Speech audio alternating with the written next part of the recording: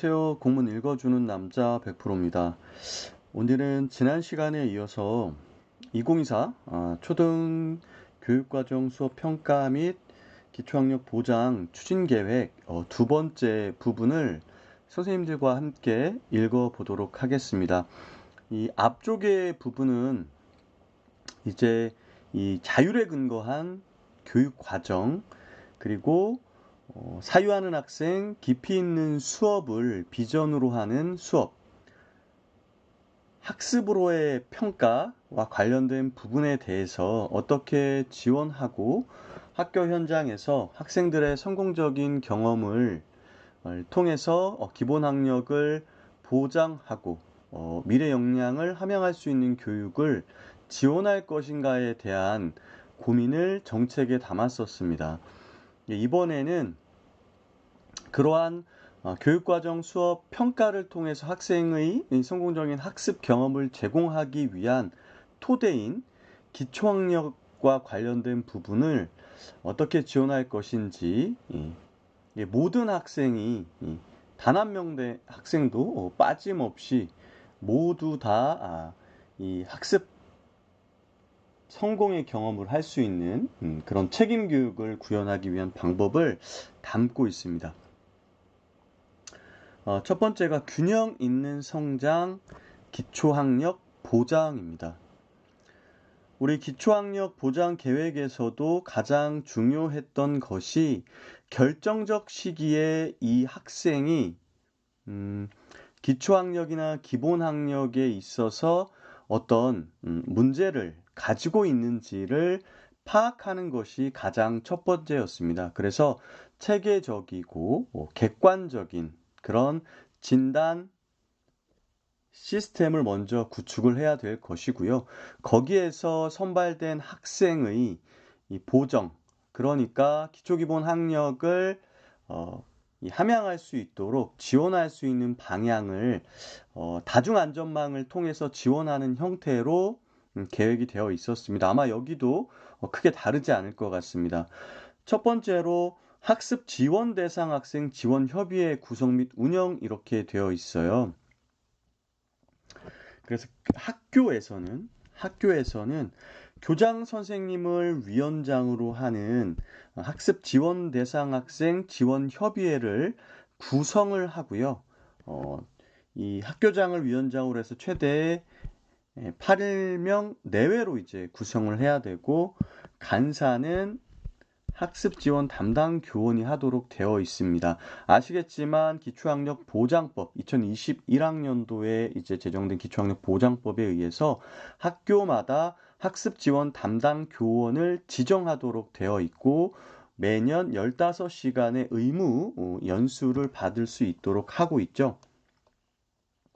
그래서 학습 지원 대상 학생 지원 협의회에서는 학기별로 1회 이상의 협의회를 진행을 해야 되고요. 가장 중요한 역할은 단위 학교의 기초학력 보장 지원에 관한 사항을 협의한다. 이제 가급적이면 2월 달에 구성을 하면 좋겠지만 이제 인사이동 이후에 이런 것들을 구성했을 때는 3월경에 아마 첫 회의가 있을 것 같아요. 보통은 연구부장님들이 이런 계획을 수립하는데 이런 계획 수립한 것을 요 지원협의회에서 협의를 하게 될 것 같습니다. 또 학교의 1년살이 계획뿐만 아니라 아이들을 기초학력이나 기본학력과 관련된 진단 도구를 어떤 걸로 할 거냐에 대한 문제, 그리고 결과가 나왔을 때 관리 등과 관련된 사항들도 협의를 하게 되고요. 학습 지원 대상 학생 선정 및 지원 방안 마련. 그래서 교실 내에서도 할 수 있고 또 학교 안, 학교 밖 이렇게 세 가지로 경기도교육청에서는 지원을 하고 있었는데 학교 맞춤형 선택제라는 프로그램을 통해서 이제 우리 학교 실정에 맞고 우리 아이들의 특성이나 이 진단을 통해서 추출해낸 데이터나 증거를 기반으로 해서 학생 맞춤형 보정 프로그램을 계획하게 되겠죠. 또 이러한 세 가지 역할을 하는데 이 위원회가 학교에 굉장히 많다 보니까 우리가 업무 경감과 관련해서 선생님들과 이야기를 나눌 때도 이 위원회가 선생님들께 굉장히 큰 업무 부담으로 작용을 하고 있었는데 여기에서도 마찬가지 통합하여 운영할 수 있다라고 되어 있습니다. 그죠? 법령에 의한 위원회이기 때문에 학교마다의 사정을 고려해서 통합적으로 운영할 수 있도록 하면 좋을 것 같습니다.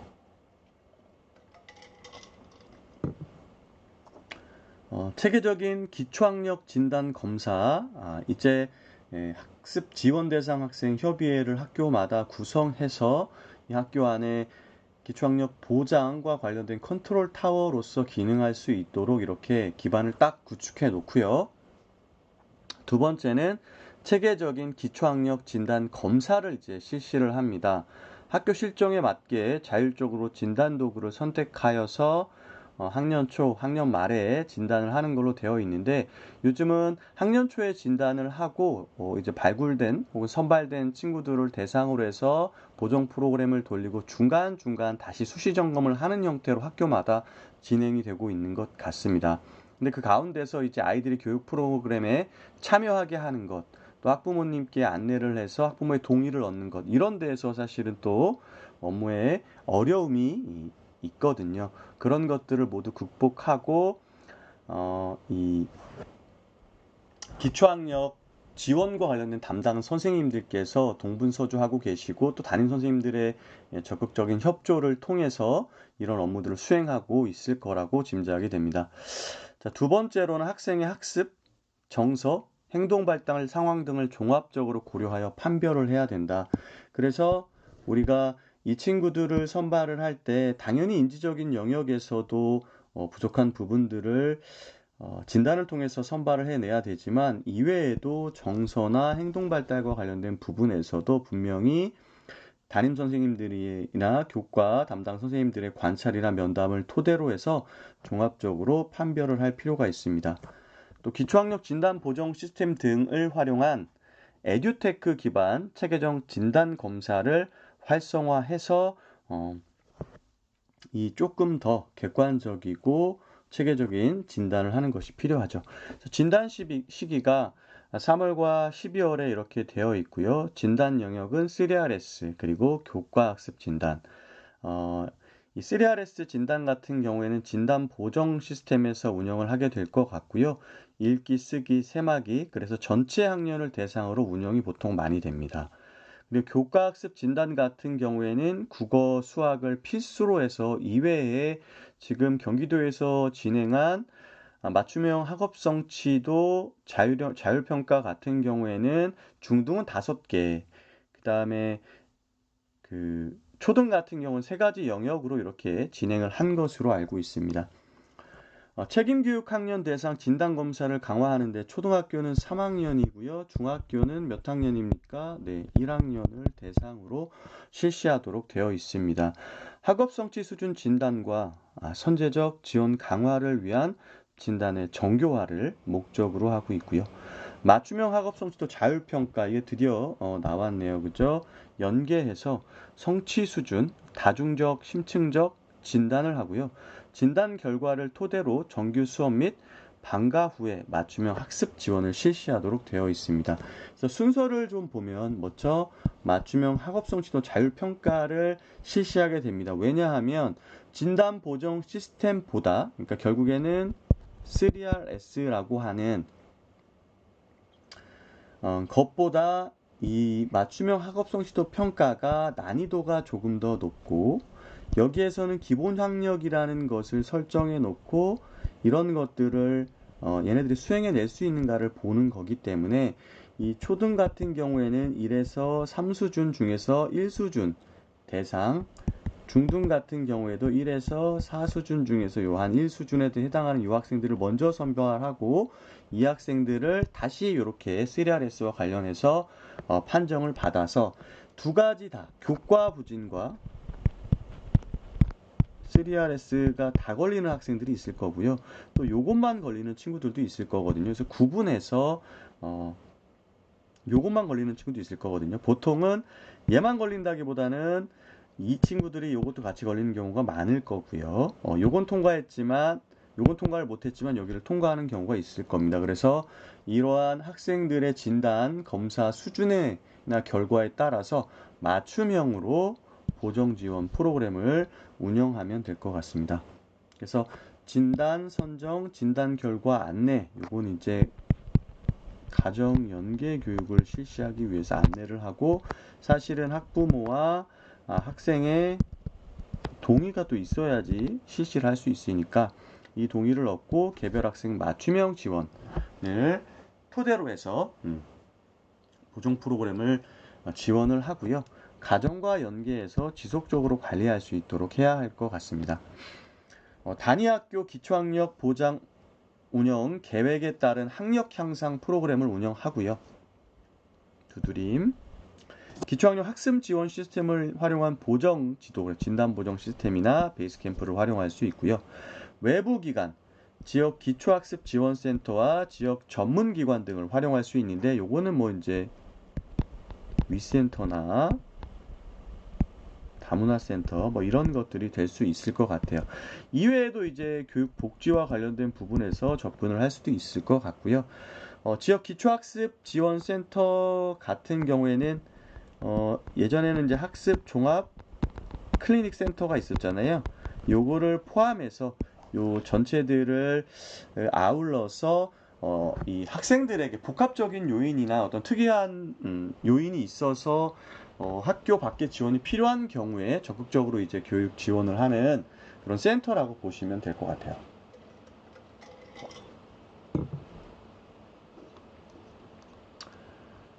그래서 주요 사업을 보면 진단하고 상담하고 한글 해득하고, 이게 잘 안 되는 친구들은 전문기관과 연계해서 특수유인 학습 지원 대상 학생 지역 전문기관과 연계해서 진단 및 지원을 한다. 그래서 방금 설명해 드렸던 것처럼 지역 기초학습 지원센터는 학습 종합 클리닉 센터의 역할을 확대해서 지역 중심의 기초학력 보장 지원을 강화한 센터라고 보시면 될 것 같습니다. 기초학력 보장을 위한 다중학습 안전망을 구축해서 운영한다. 다중학습 안전망이 이제 키워드죠.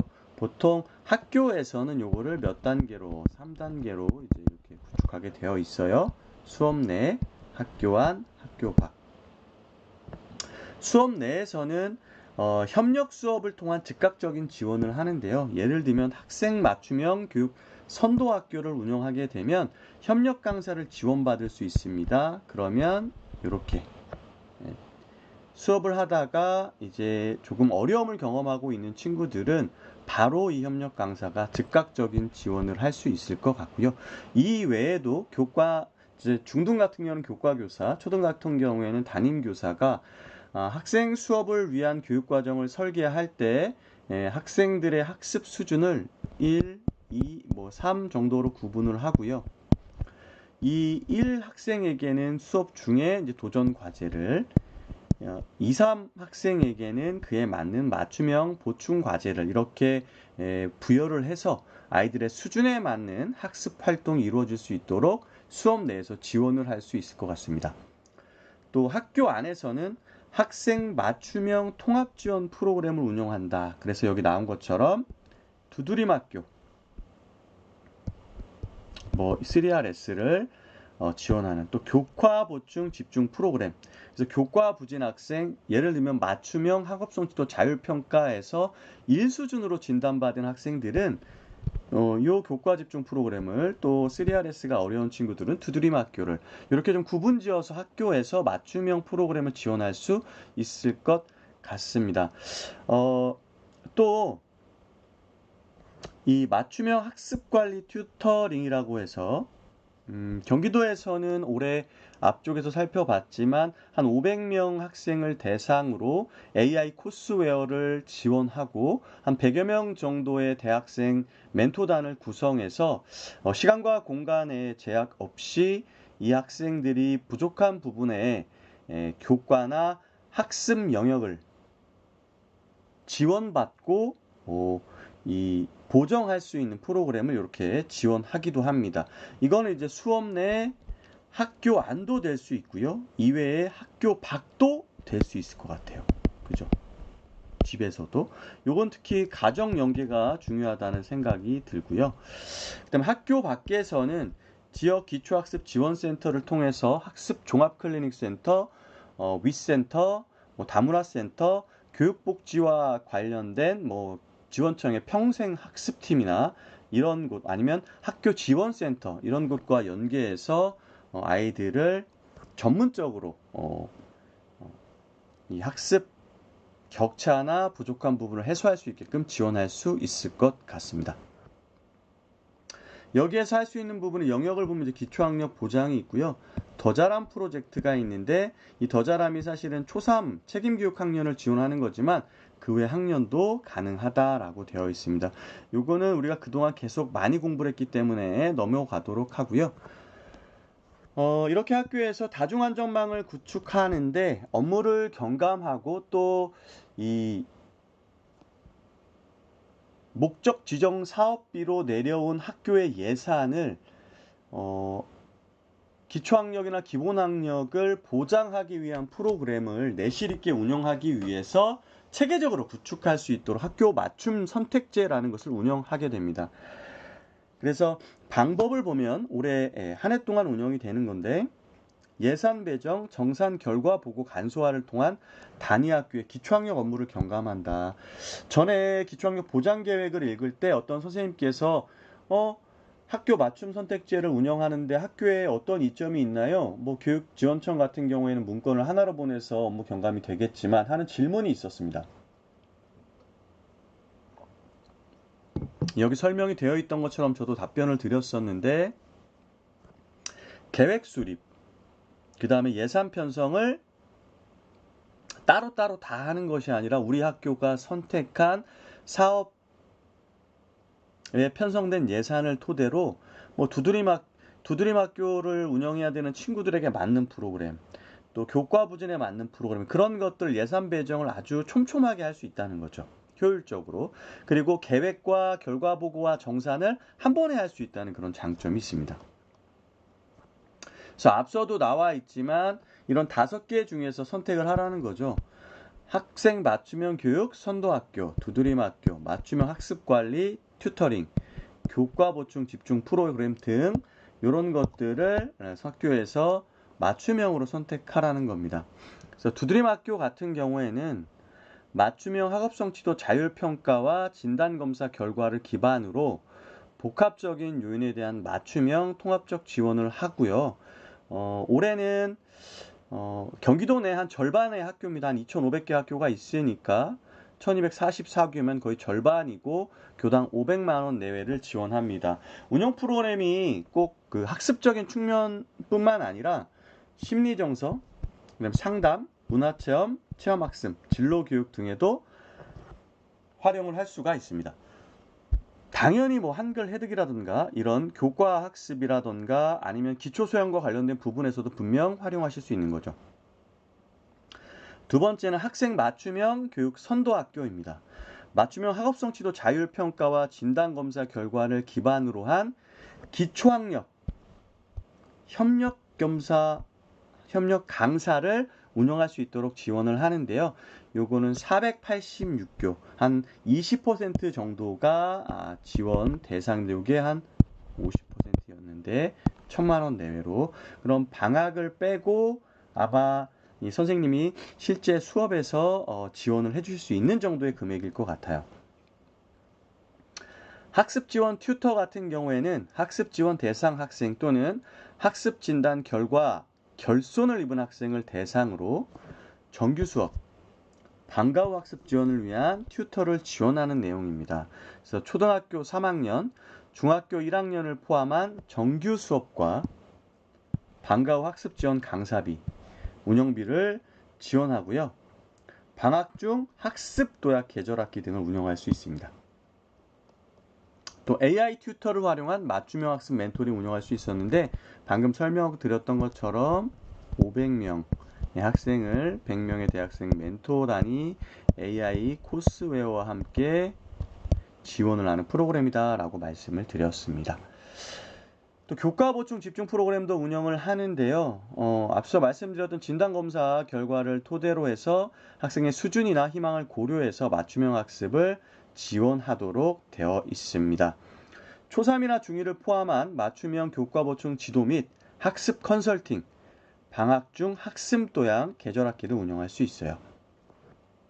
여기 맞춤형 학교 맞춤 선택제와 관련된 개념 정리가 또 한 번 나와 있는데 같이 살펴보면 학생 맞춤형 교육 선도학교, 두드림학교, 맞춤형 학습관리 튜터링, 교과 보충 집중 프로그램 중에서 단위학교 특성에 맞는 사업을 선택해서 운영함으로써 사업의 질을 제고하고 예산 배정 및 정산, 결과 보고 간소화를 통해 업무 경감을 지원하는 정책입니다. 자, 여기까지가 교육과정 수업평가 기초학력 보장과 관련된 추진과제 1부분이었습니다. 자, 이제 추진과제 2로 넘어가서 학력 향상을 위한 정책 지원 전문가 네트워크 조직 및 운영과 관련된 부분 살펴보도록 하겠습니다.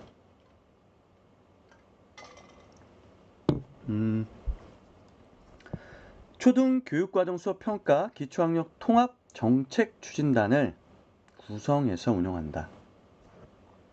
그래서 여기가 하나로 이렇게 묶여져 있어요.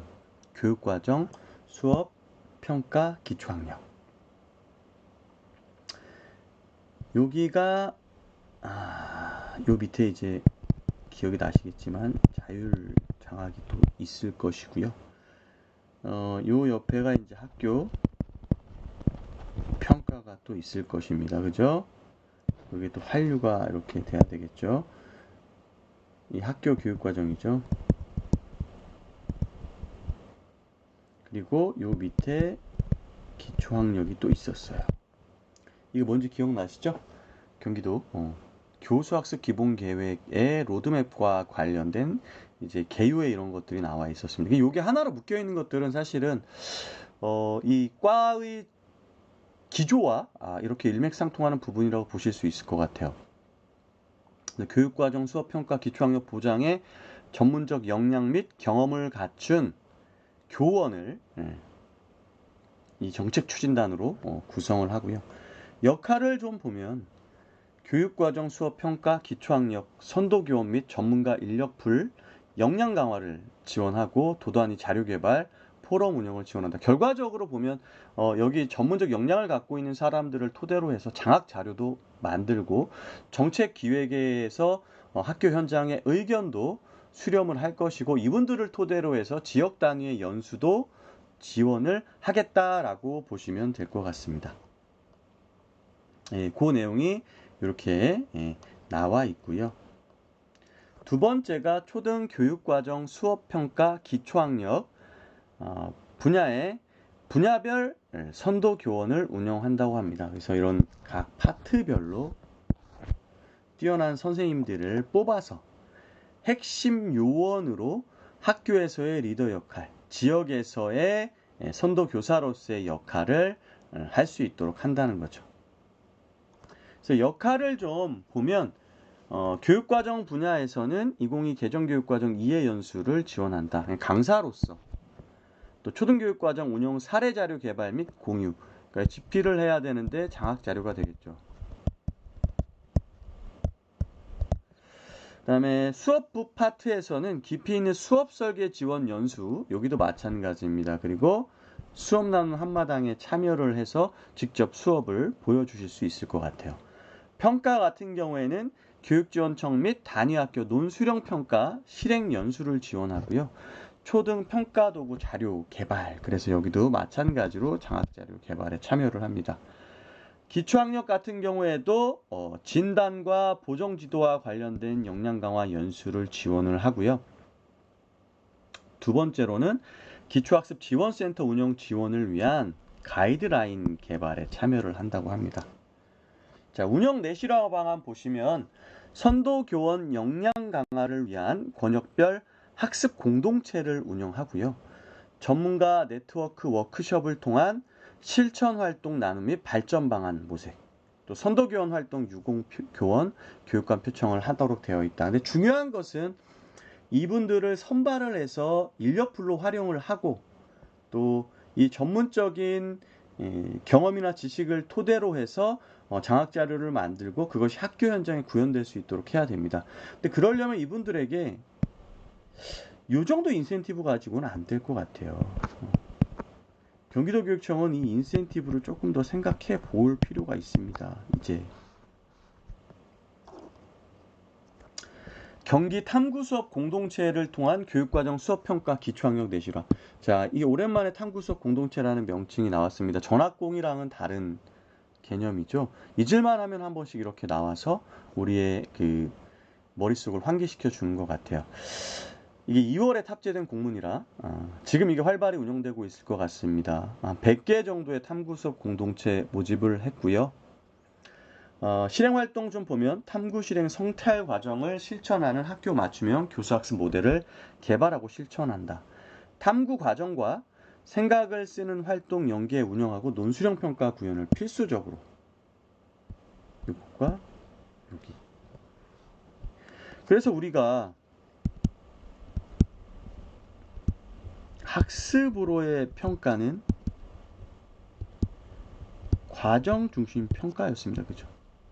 그러니까 얘가 지식을 내용 체계를 학습하고 또 이거를 삶에 반영하는 거죠. 그러면 뭐 해야 돼요? 문제를 발견할 수 있어야 됩니다.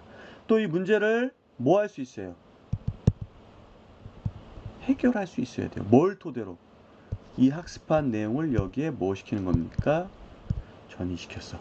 근데 이 과정을 뭐에 담으라는 겁니까? 지금 평가에 담으라는 겁니다. 그러려면 선다형 평가로 되겠습니까? 안 되겠죠. 논수령 평가를 이제 지원을 하는데 선생님들 아시겠지만 논수령 평가 같은 경우에 예전에는 굉장히 그 민원의 소지가 많기 때문에 논수령 평가를 작성할 수 있는 데 대한 조건들이 굉장히 많았습니다. 근데 이번에 나온 그 논수령 평가 이해 자료를 보시면 이 비계를 설정해서 수준에 맞게 하나의 맥락을 주고 이 관련돼서 우리가 이제 탐구 질문 수준이라면 사실을 파악하는 부분, 개념을 찾아내는 부분, 그리고 이 내용을 적용해서 문제를 해결하는 부분, 이렇게 구조화된 논술형 문제를 출제를 해라라고 이야기를 하고 있어요. 그래야지 뭐로서의 학습으로서의 평가가 완성되기 때문입니다.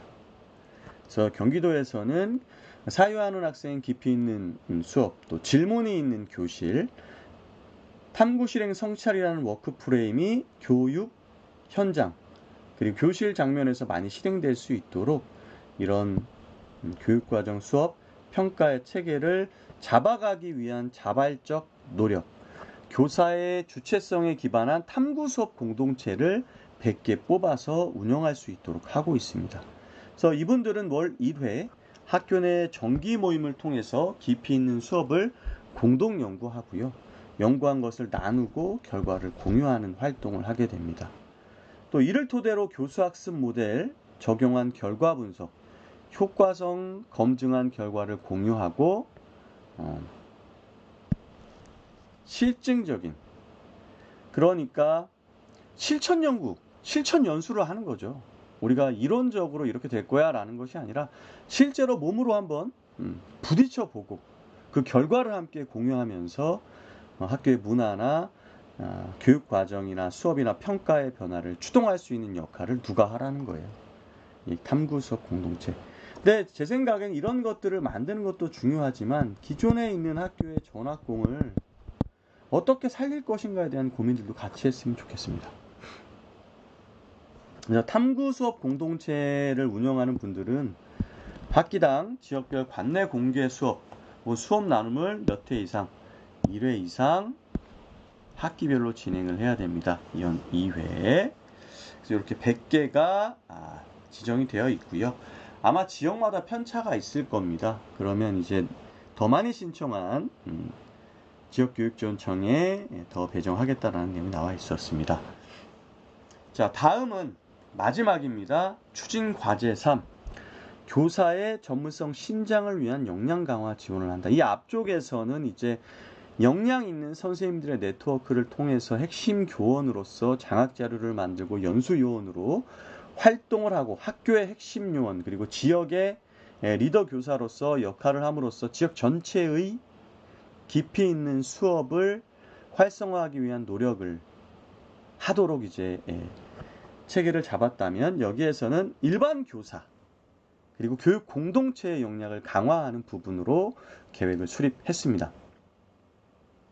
첫 번째가 교육과정, 수업, 평가, 기초학력, 역량 강화 연수 및 워크숍입니다.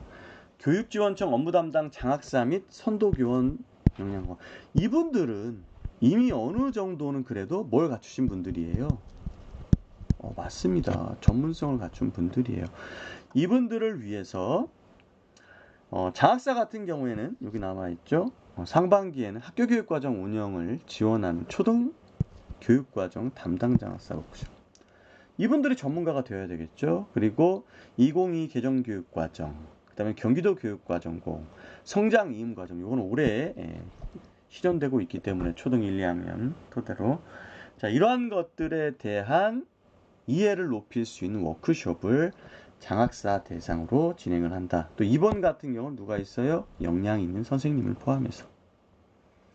그 다음 3, 4, 5는 선도교원입니다. 이제 리더 교사들을 토대로 논수령 평가, 그 다음에 기본학력 및 공통핵심 기준 CBT 역량평가, 깊이 있는 수업 설계 워크숍.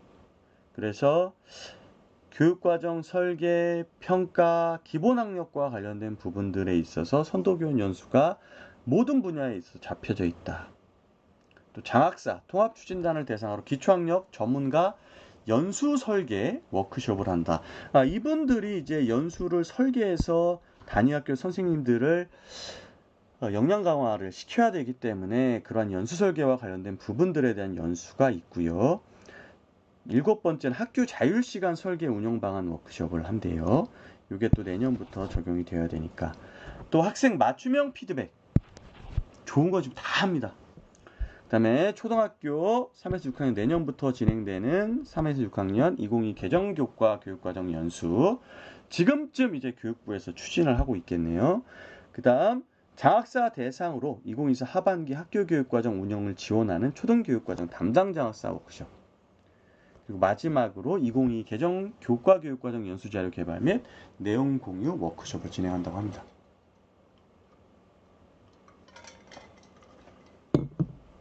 여기까지가 장학사나 선도교원이라는 전문성을 갖춘 분들에 대한 연수였고요. 그 다음 일반 교사를 대상으로 해서 경기도교육연수원과 연계해서 교육과정 관련된 직무연수를 운영합니다. 그래서 교육과정 아카데미에서는 기초 13시간, 심화 30시간, 전문가 45시간 해서 총 88시간의 연수를 운영을 하고요. 초등 같은 경우에는 2022 개정 초등학교 교육과정 이해를 위한 총론 및 강론 토화북이 되어 있어요. 중학교, 고등학교도 보시면 중앙교육연수원에 또 경기도교육연수원에도 관련된 내용이 탑재가 되어 있습니다. 경기도교육연수원에 없으면 중앙교육연수원까지 찾아서 한번 꼭 들어보시기를 권장드리고요. 2022 개정 교육과정 및 경기도 교육과정 총론과 관련된 연수도 5개의 차시로 개설이 되어 있습니다. 또 앞서 말씀드렸던 것처럼 기초학력에 있어서 기초심화 전문교사 과정 직무연수를 운영을 하고요. 이거 이제 전체 초등교원 대상으로 해서 원격 연수를 15시간 이수할 수 있도록 되어 있습니다. 학습지원 담당 교원은 이제 필수로 연수를 이수해야 되는데, 뭐냐면 기초과정 이수 교원 중에서 이제 심화를 듣게 되고요. 아까 말씀드린 학습지원 담당 교원은 이게 위에 게 필수라는 얘기입니다. 그 다음에 전문가 과정은 심화 과정 이수 교원 중에서 신청 교원을 이렇게 지원한다라는 겁니다. 자, 그 다음에 교육지원청 역할이 쭈르륵 나와 있습니다. 학습지원 담당 교원 성과 공유에 이제 본인들이 실천했던 것들을 한번 나눔으로써 학교 안에서 경험하고 있는 문제들을 집단지성을 통해서 해소를 할 수 있는 기회를 주는 거죠. 또 학교 자유시간 설계 운영 안내 연수, 성장 이음 과정 이해제고 및 실천을 위한 사례 나눔 연수, 경기도 수업 나눔 한마당 등을 운영한다고 합니다. 또 경기도 교육연수원 연계에서는 논술형 평가 이해 직무 연수, 또 지원청 주관에서는 논술형 평가 실행 연수, 앞서 말씀드렸어요. 2027년까지 100% 이수할 수 있도록 한다. 권역별로 2022 개정 교과 교육과정 현장 연수 실시하고요. 학생 맞춤형 피드백 실행 연수, 그리고 수업 나눔 한마당 운영하는 거. 마지막으로 도교육청에서는 2022 개정 교육과정에 따른 2025학년도 교육과정 편성 안내 연수 등 아주 촘촘한 연수를 토대로 해서 교육과정 설계, 수업, 평가와 관련된 선생님들의 역량을 아주 강화할 수 있도록, 또 기초 기본 학력과 관련된 부분에 있어서도 촘촘하게 지원하려고 하고 있다.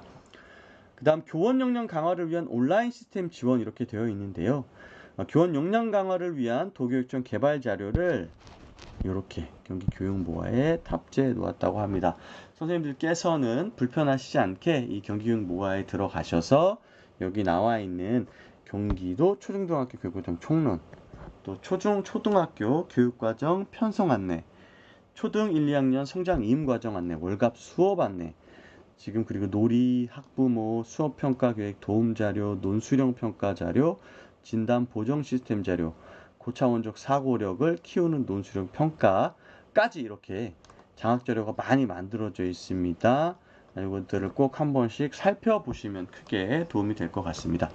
그래서 이렇게 교육과정 수업, 평가, 기초학력과 관련된 과제 1, 그 다음에 전문가로 구성된 네트워크 활동, 그 다음에 역량 강화 연수로 이어지는 3가지 과제를 토대로 이 경기도교육청이 초등교육과정 수업 평가 및 기초학력 보장 추진 계획을 토대로 거두려는 효과가 무엇이냐. 첫 번째는 단위 학교의 학교 현장에서 교육과정 수업 평가 연계를 통해 학생의 학습 성공 경험을 지원할 수 있도록 하겠다라는 거죠. 책임교육과 관련된 부분입니다. 두 번째는 학생의 주도성, 역량을 키우는 교육과정 수업 평가 운영으로 학생의 성장을 지원하겠다. 마지막으로 기초 기본학력 보장을 통한 학력 향상 및 책임 교육을 실현하겠다. 이건 근데 이제 과제 1에 거의 나와 있는 부분이고요. 이 과제 1을 수행하기 위한 전제 조건이 뭐예요? 네트워크를 부족하는 거고, 과제 2와 과제 3이 이런 것들을 떠받쳐서 이 지금 말씀드린 학습의 성공 경험이라든가 학생의 성장이라든가 학력 향상이라든가 책임 교육 등을 실현할 수 있게끔 지원하겠다라고 밝히고 있습니다. 예, 오늘 모든 학생의 학력 향상을 위한 2024 초등교육과정 수업평가 기초학력 보장 추진 계획을 살펴봤는데요. 초등의 눈높이에서 교육과정 정책과의 이 계획과 기획 등을 잘 버무려 놓은 것 같다라는 생각이 듭니다. 다만 이게 2월 달에 배포가 됐기 때문에 지금 한 5개월이 흐른 현재는 다양한 또 교육의 방법이나 체계나 철학 등이 많이 논의가 되었을 것 같습니다. 그래서 그러한 것들을 기반으로 본인들의 생각을 정리하시고 정리한 것을 바탕으로 해서 교육 현장에서 마음껏 펼치실 수 있도록 마음껏 펼치실 수 있기를 바라겠습니다. 자, 오늘은 여기까지 해서 마무리를 짓고요. 다음 시간에는 선생님들에게 예고해 드린 것처럼 학교 구성원의 권리와 책임에 관한 조례와 관련된 부분 한번 살펴보도록 하겠습니다.